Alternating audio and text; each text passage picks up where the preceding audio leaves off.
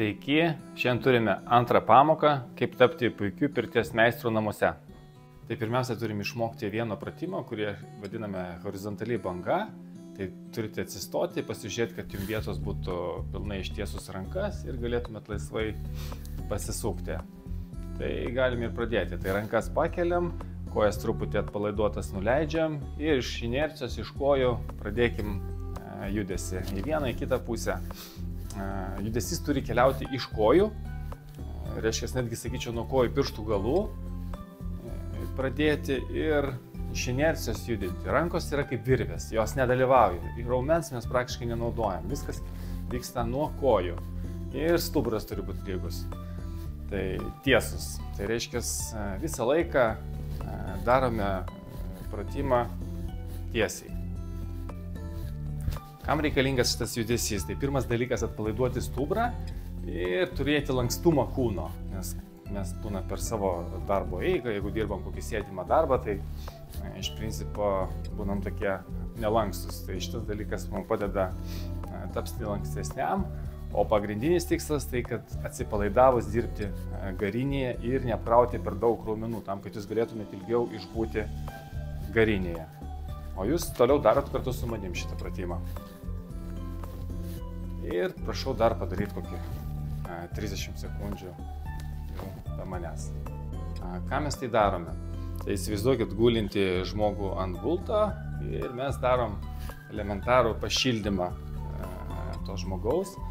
Tai mes visiškai atsipalaidavę, mojuojam vantomis ir galime skirstyti garą ir šildyti jo kūną. Pasiekiam tiek kojas, tiek galvą. Taip atrodo šitas judesys su vantomis. Mes galime tiek kojas, tiek nugarą pašildyti, arčiau galvos. Tai iš principo tie žmonės, kurie dirba iš raumenų masės arba iš raumenų jėgos, reiškia, kur visą laiką raumenys dirba, o kūnas kitas nedirba, ar ne? Ir intensyvūs besikeičiančiai greičiai, tai kas įvyksta? Ten po kelių minučių organizmas pradeda stipriai kaisti ir mums norisi kvėpuoti per burną. Kai pradedam kvėpuoti per burną, mes esam garo pyrage, kur temperatūra gali būti nuo 50 iki net 80 laipsnių. Tai kas įvyksta? Įkvepiamės į plaučius karšto oro, tada plaučiai perkaitina kraują, o kraujas perkaitina mūsų smegenis. Ir kas įvyksta, mums pradeda trūkti deguonies ir pradeda darytis arba svaigti galva. Tai norisi išeiti iš pirties. Taigi turime išeiti iš pirties ir įkvėpti gryno oro ir tada atsistatymas būna labai ilgas. Dirbant nuo viso kūno iš inercijos, tai mes naudojam daug mažiau energijos, tai raumenų energijos, reiškia, mums nereikia taip greitai arba išvis kvėpuoti per burną, tai mes neapkraunam taip organizmo ir tada galim daug ilgiau išbūti pirtyje. Todėl kol kas mokysimės dirbti be vantų, tam, kad dirbti iš inercijos ir išmokti teisingai daryti judesius, o tada jau pereisim prie vantų. Dabar pabandykime truputį pavanoti nugarą. Tiesiog su atpalaiduotom plaštakom, tai visiškai atpalaiduojam plaštakas, sulenkiam truputį rankas ir jūs taip pat pasiimkit porininką ir paimkit truputį tokiais lengvais, laisvais judesiais, bet iš inercijos iš viso kūno. Ne taip ta prasme, bet o tiesiog irgi iš nuo kojų pirštų galų. Nuleidžiam judesį. Truputį greičiau ir truputį pavanojam.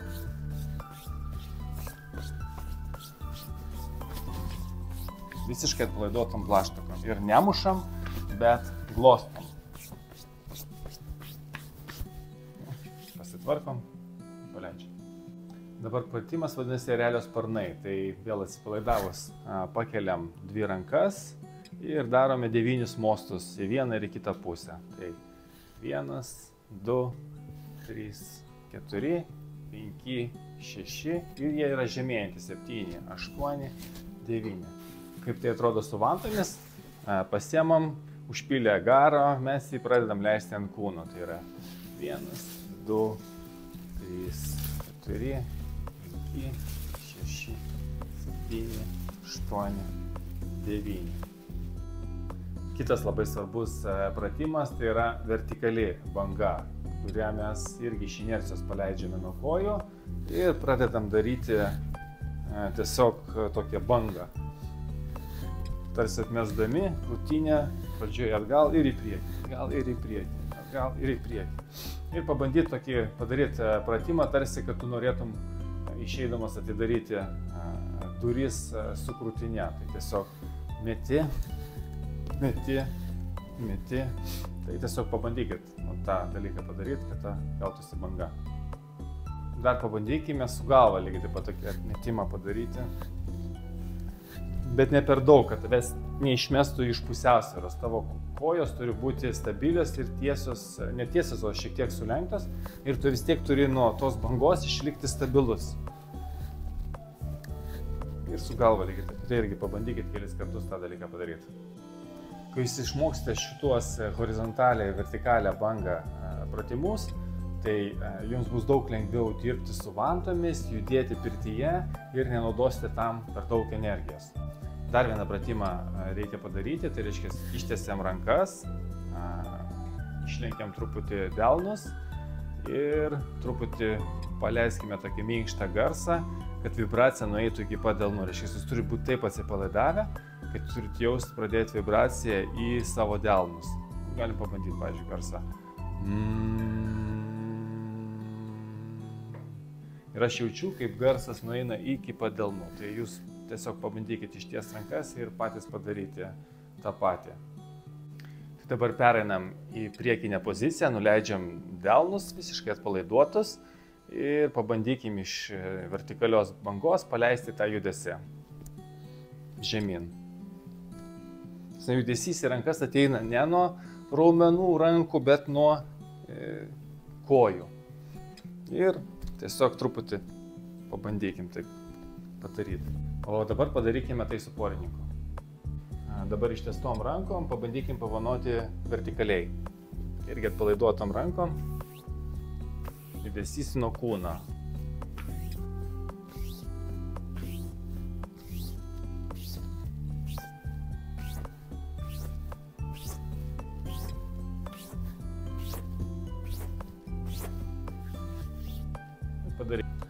Ir taip mes išmokstame pagrindinį judesį, tai vadinamas vienetukas su vantomis, kurį mes vėliau darysime su savo svečiu.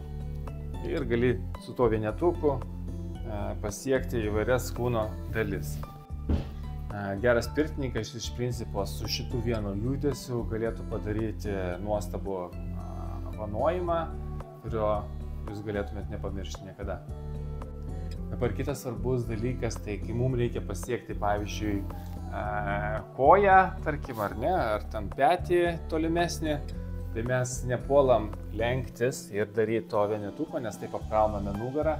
Iš tikrųjų mes darom atvirkštinį judesį, šiek tiek atlošiam nugarą, išpučiam pilvą ir taip siekdami vieną ar kitą pusę. Ir galite pastebėti, tada rankos nebesiekia, bet tiesiog ta viena tolimesnė ranka, kad galėtų pasiekti. Kam tai daroma? Tam, kad neapkrauti savo nugaros ir vėlgi išlikti atsipalaidavus. Ir kaip tai atrodo su vantom, tai kai mes norim pasiekti tolimesnę dalį, aš nepuolu lenktis, ar ne, o tiesiog iš inercijos pasiekiu bet kurią pusę. Ir tai gali vykti ir greitiau. Ir iš principo, kai tu judi iš inercijos, tai tu net ir greičiau dirbdamas, tu visai neblogai gali jaustis ir, sakyti, neapkrauti savo organizmo. Tai šitoj pamokoje išmokome, kas yra horizontali banga, vertikali banga arba vertikalus, sakykime, tas vienetuko judesys iš viso kūno. Tai rekomenduoju šią savaitę pasitreniruoti, o kitose pamokose mokysimės jau kitų judesių. Tam, kad mes augtume ir tobulėtume, labai laukiam jūsų patiktukų, kam gali būti naudinga, pasidalinkit šio video ir pakomentuokit, ar būtų naudinga jums daugiau sužinoti apie tai.